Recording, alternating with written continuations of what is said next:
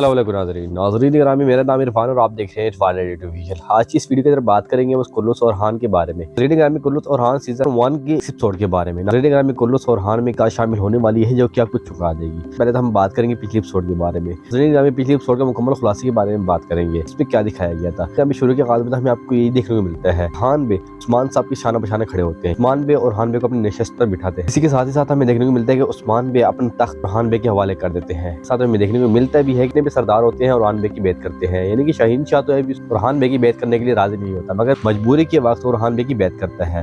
नाज़रीन ग्रामी, इसी के साथ साथ हान पे फलदियूस के ऊपर हमला करता है, यानी कि जब वो फलदियूस की तरफ जाता है तो उसके ऊपर हमला करता है। हमले के दौरान उसको शदीद जख्मी करता है। देखने को मिलता है कि फातिमा खातून फिर इस फलदियूस को किले में जाती है, किले में इसकी इलाज करती है। इलाज के दौरान इसको सेहतयाबी दिलाती है और हान बे किले के अंदर मौजूद होते हैं, राजपोशी करवा रहे होते हैं और लोगों को बता रहे होते हैं कि अब सुल्तान मेरे हवाले होगी। साथ ही साथ उसके बाद हमें देखने को मिलता है कि फलदियूस तीर चलाने की आता है, उस्मान बे पर तीर चलाता है। तीर बाकी फातिमा खातून को जाके लगता है। ये तीर एक जहरीला तीर होता है जो कि जानलेवा भी साबित हो सकता था, मगर उस्मान बे को मारने की कोशिश नाकाम हो जाती है। जब चलाता है तो वो जाके फातिमा खातून को लगती है। फलदियूस को पता लगता है, मगर फलदियूस इस बात पर बहुत शर्मिंदा होता है, क्योंकि फलदियूस फातिमा की मोहब्बत करता है। मोहब्बत के दौरान ये इस तरह नहीं चाहेगा कि ये फातिमा खातून को मार दे, यानी कि उस पर उसका इलाज करता है।